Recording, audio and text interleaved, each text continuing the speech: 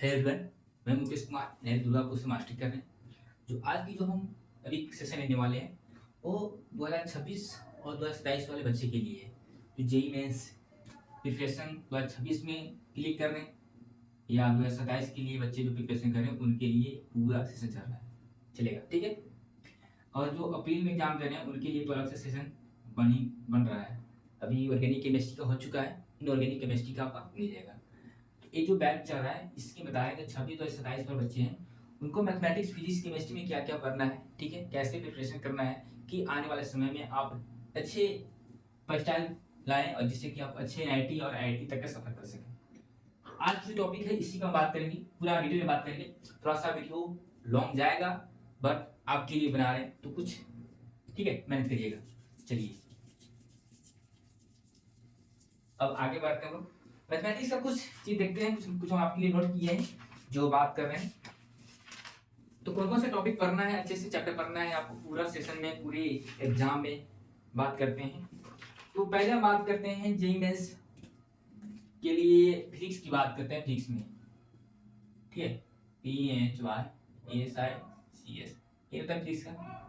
और फिजिक्स में जो हम बात कर रहे हैं आपको पूरा जो मेन चैप्टर है उसमें हम बात कर रहे हैं जो आपको हमेशा मार्क्स देता ही है, ठीक है। तो पहला आपको जो है यहां से करते हैं। पहला जो चैप्टर आपका है फिजिक्स में क्या होता है, मॉडर्न फिजिक्स।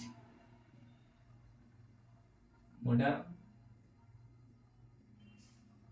फिजिक्स तो ये वेरी इंपॉर्टेंट है चैप्टर, प्लस न्यूक्लियस फिजिक्स, ठीक है। अब यहां से न्यूक्लियर फिजिक्स। सेकंड जो चैप्टर आपका है आपका current electricity, current electricity JEE mains के हिसाब से बताया जी, इससे क्वेश्चन बार बार पूछता ही है, ठीक है। थर्ड जो चैप्टर है आपका थर्मोडायनेमिक्स, थर्मोडायनेमिक्स। और आपका फोर्थ चैप्टर जो है आपका पढ़ना है इलेक्ट्रोमैग्नेटिक फोर्स, EMF, यानी कि इसको बोलते हैं electro magnetic force. Five chapter आपको है रोटेशन, रोटेशन। और सिक्स आपका पढ़ना है इलेक्ट्रो स्टैटिक्स। और सेवन जो चैप्टर आपका पढ़ना है सेमी कंडक्टर, सेमी कंडक्टर। और आपका एट जो पढ़ना है ग्रेविटेशन, टेशन। नाइन चैप्टर जो पढ़ना है आपको अल्टरनेटिव करंट, यानी कि AC, इसी को बोलते हैं अल्टरनेटिव अल्टरनेटिंग करंट। और 10 चैप्टर जो आपको पढ़ना है वेव ऑप्टिक्स, वेव ऑप्टिक्स। और 11 चैप्टर है जो आपका work power energy, work power and energy, ठीक।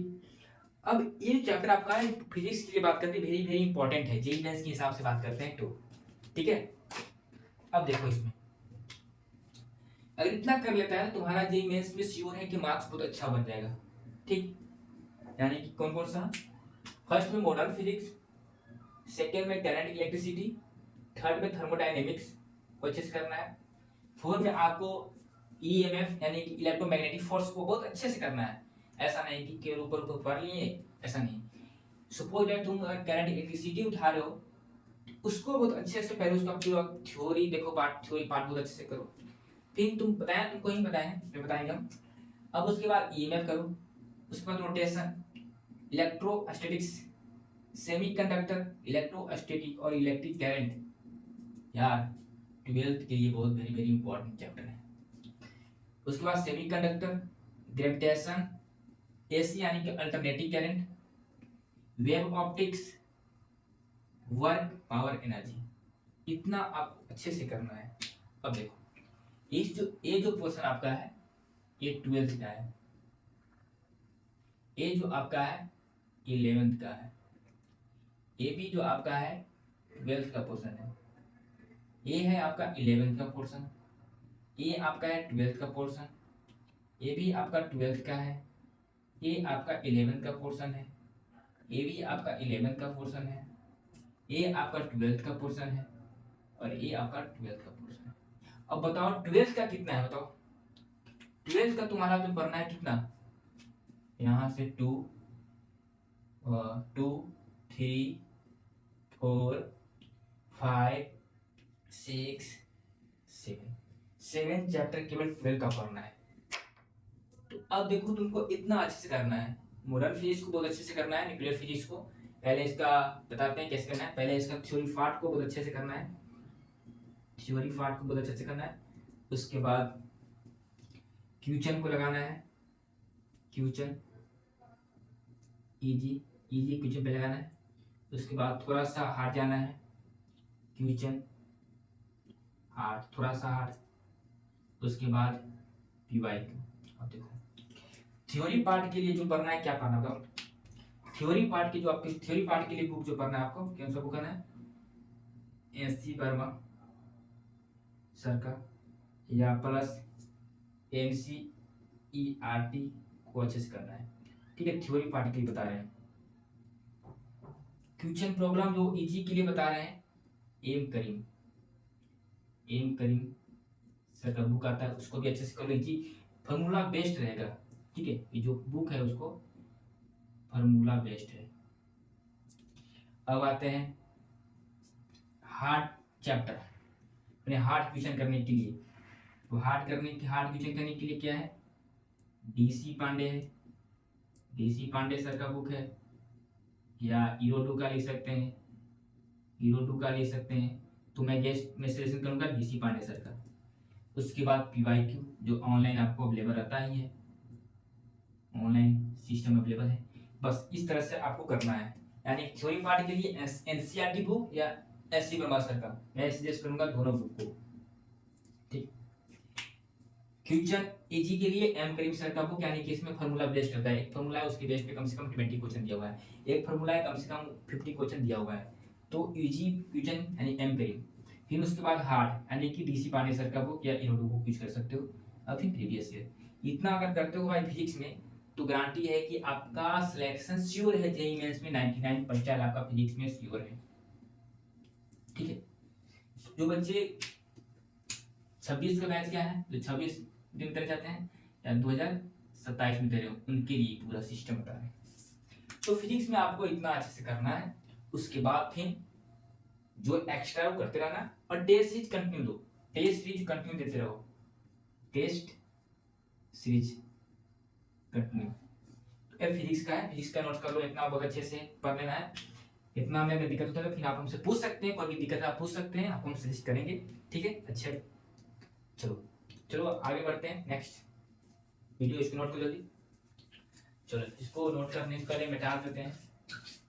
देखो पहले आपके लिए वीडियो बना रहे हैं जिसमें अभी कुछ नहीं सिस्टम लिए हैं, यानी कि ना डस्टर लिए हुए हैं, बस खाली बोर्ड आ गया, बस उसी से अभी काम चला रहे हैं, ठीक है। कल ही पे सेटअप हुआ है, तो अभी धीरे धीरे लेंगे ना, भाई मार्केट क्या नहीं है, ये दोस्त का मिला तो दोस्त से ये भी यूज कर रहे हैं, दोस्त वाला मांगी में कि 2 वीडियो बनाना है हमको। देखो कितना मेहनत होता है, तुम लोग बोलते हो कि क्या यार। चलो आगे बढ़ेंगे थोड़ा सा, और हम लोग की बात करेंगे अभी मैथ पे बात करेंगे, मैथ, उसके बाद केमिस्ट्री, फिर कैसे पढ़ना है पूरा डिटेल में बात करेंगे, ठीक है। चलो आओ मैथ की बात करते हैं, मैथ में क्या पढ़ना है तुमको, या मैथ की बात करते हैं, मैथमेटिक्स, मैथ 2026 और 2027 वाले बच्चे के लिए पहला भी जो आपको पढ़ना है क्या, 3D। सेकेंड चैप्टर पढ़ना है आपको application of derivation, application of derivation AOD 3 में पढ़ना है आपको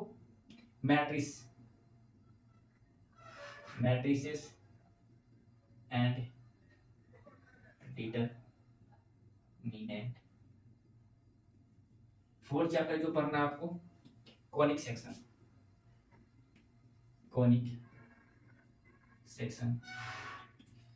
5 चैप्टर जो है डिफरेंशिएशन।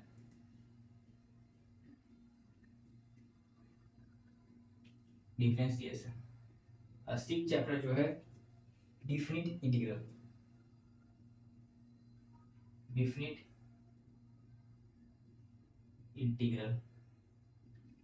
Plus area. 7 जो चैप्टर आपको पढ़ना है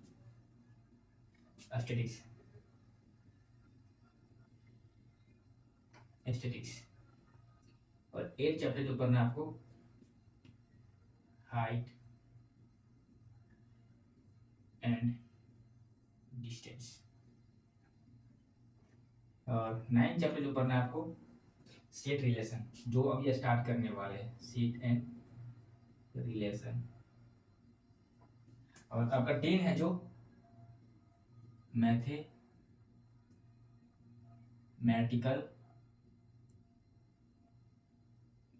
रीजनिंग। अब देखो इस चैप्टर को आपको अच्छे से करना है तो 50 से 60% आपको कवर हो जाएगा। लोग तो बोलेंगे कि हम तो सर 26 और 27 की बात कर रहे हैं तो बेसिक से क्यों नहीं पढ़े, आप इतना क्यों? तो बेसिक से पढ़िए, लेकिन इतना चैप्टर को जो हम बता दे रहे हैं, इतना चैप्टर विशेष करके ध्यान दीजिए, ठीक है? पूरा तो आप पढ़ लेते हैं लेकिन जेईई के एग्जाम में बन नहीं पाता है, तो कम से कम इतना क्वेश्चन अगर इतना अच्छे से कर लेते हो, इतना टॉपिक अच्छे से कर लेते हो, तो तुम्हारा जेईई मेंस में तो 99% तो ऐसे कवर हो जाएगा, तुम्हारा 99% तो ऐसे हो जाएगा। तो हम ऐसा नहीं बोल रहे कि और सब चैप्टर को छोड़ दो, केवल इसी को तुम फॉलो करो, नहीं। जैसे कहीं भी पढ़ते हो, तुम किसी भी इंस्टीट्यूट में पढ़ते हो, जो सर पढ़ा रहे हैं उसको पढ़ो, लेकिन जब ये सब जो चैप्टर है ना अपने आप में इंपॉर्टेंट है, यानी कि अपने आप में ब्रह्मांड है, इससे क्वेश्चन हर साल पूछता ही है, ठीक? तो इस बोलते हैं कहीं पे जाते हैं कि किसी क्लास में तो एग्जाम के टाइम क्या होता है कि मेन में चैप्टर को हम लोग कवर अलग कर लेते हैं कि इसी इतना क्वेश्चन आता है, इससे 10 क्वेश्चन आता है, इससे 2 क्वेश्चन आता है, इससे 5 क्वेश्चन आता है, इसको अच्छे से करना है। सेम प्रोसेस उसी से है, यानी इससे इस जो आपका 10 चैप्टर है इससे क्वेश्चन दबा के पूछता ही है। अब बात करो कोनिक सेक्शन में भाई क्वेश्चन नहीं पूछेगा तो कैसे काटेगा? पर यह 300 क्वेश्चन इससे पूछना ही है, कम से कम 7 क्वेश्चन देंगे कोनिक सेक्शन से उठा के। तो कोनिक सेक्शन आ जाए तो 7 का 28 नंबर ऐसे ही तुम्हारा हो गया। तो ऐसा नहीं करते। तो फर्स्ट में आपका 3D को आप अच्छे से कर लो, उसके बाद तुम एओडी, ठीक, एप्लीकेशन ऑफ डेरिवेशन को बहुत अच्छे से कर लो। उसके बाद मैट्रिक्स एंड डिटरमिनेंट है, ये तो 12th क्लास के बच्चे लोगों को सबसे फेवरेट टॉपिक है, चैप्टर है ना। उसके बाद कोनिक सेक्शन में क्या पूछता है? स्ट्रेट लाइन, पाराबोला, हाइपरबोला और इलिप्स, यही सब रहता है ना। यानी कि कोनिक सेक्शन इसको नहीं, कोनिक सेक्शन है यानी पाराबोला, हाइपरबोला, इलिप्स को बोलते हैं कोनिक सेक्शन, यही इतना पता है। लेकिन straight line, parabola, hyperbola, ellipse पढ़ लिया तो भाई क्वेश्चन तो बहुत दबा के पूछता है, ठीक है, 11th क्लास में। उसके बाद 12th क्या है? डिफरेंशिएशन है, डिफरेंट इंटीग्रल प्लस एरिया, इससे भी क्वेश्चन दबा के पूछता है। Statics, height and distance and set relation and mathematical reasoning. बहुत लोग बोलेंगे कि सर तो height and distance mathematical reasoning तो उड़ा दिया जेईई मेंस वाले, लेकिन ऐसा नहीं, क्वेश्चन जो आता है ना इसी बेस पे आता है क्वेश्चन। नाम के केवल पेज में सेट किया लेकिन ना काम के तो दोनों है ना। तो इसका वेरी इंपॉर्टेंट है, इस जो आपको 10 चैप्टर जो बताएं इसका वेरी इंपॉर्टेंट है, क्वेश्चन में इससे क्वेश्चन आता ही है। अगर तुम नहीं पढ़ा तो समझो कि अपने पैर पर कुल्हाड़ी मार गया, ठीक। तो मैथमेटिक्स का बात की, मैथमेटिक्स में इतना आपको अच्छे से कर लेना है, ठीक। तो आगे बढ़ते हैं, सेम उसी तरह से प्रोसेस जैसे बताया थे, theory part plus question practice plus PYQ. अब देखो थ्योरी पार्ट के लिए एनसीईआरटी बुक को फॉलो करो, क्वेश्चन प्रैक्टिस के लिए तुम बालाजी पब्लिकेशन यूज करो, बालाजी पब्लिकेशन का बुक यूज करो, रेड और किस कलर का, ब्लैक कलर का आता है क्वेश्चन है। और फिर प्रीवियस ईयर यूज करो जो कि ऑनलाइन सिस्टम पे अवेलेबल ही है। तो प्रीवियस ईयर कम से कम 5 ईयर का कर लिया करो। ठीक, अगर आपकी क्लास में मैट्रिक्स चल रहा है, फिर कॉनिक सेक्शन चल रहा है, तो कॉनिक सेक्शन का एनसीईआरटी बुक में जितना वो करो, उसके बाद बायोलॉजी पब्लिकेशन को अच्छे से करो, और उसके बाद प्रीवियस की जितना भी कॉनिक सेक्शन का है वो आपको 5 ईयर लगा लो। ठीक है, ये आप करना है। ठीक है, तो ये मैथमेटिक्स का 10 चैप्टर रहा। अब आगे बढ़ते हैं केमिस्ट्री, क्योंकि केमिस्ट्री आप लोग का तो प्यार है, केमिस्ट्री से आप लोग बहुत प्यार करते हैं, जैसे कि गर्लफ्रेंड से प्यार करते हैं उस तरह से आप लोग केमिस्ट्री से प्यार करते हैं ना। देखो कल्ला कल्ला हो जा रहा है, ब्लैक हो जा रहा है यार। कोई नहीं, आज पर ऐसी भी कष्ट कर लीजिए, कल नेक्स्ट कल से हम मिलेंगे बहुत अच्छे तरह से वीडियो में, यानी कि पूरे। ठीक, याद ही नहीं रहा आज कि मैंने सोचा कि क्यों डस्टर के बिना ही वीडियो बनता है। ठीक है, जरूर होना चाहिए। जब अलग Pandey sir,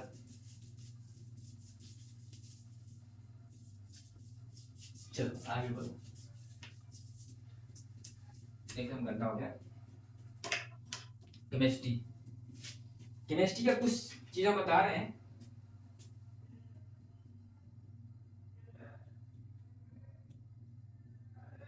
chemistry first chapter जो है पी ब्लॉक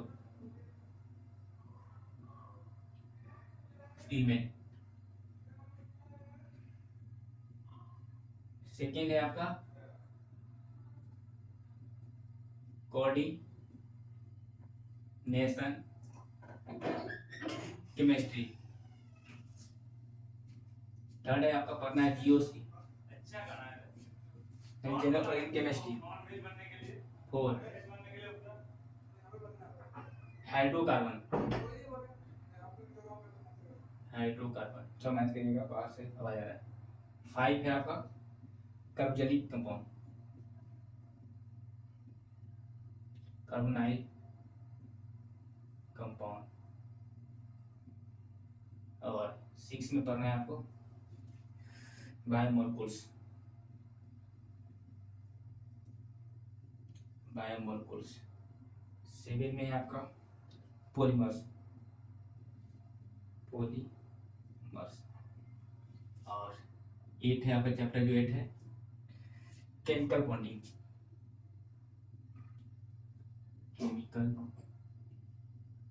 बॉन्डिंग। 9 चैप्टर है, ये इसका क्या structure of atom, structure of atom.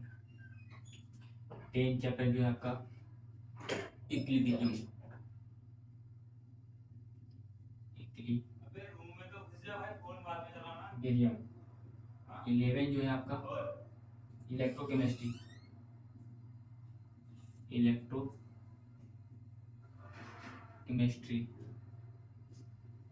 12 जो पढ़ना है आपका सॉलिड स्टेट, सॉलिड स्टेट। ठीक, अब बात करो केमिस्ट्री की बात करते हैं कि कौन सा इंपॉर्टेंट है यहाँ पे, इस पे बात करते हैं।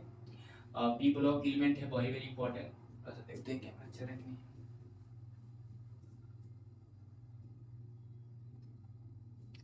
ठीक, तो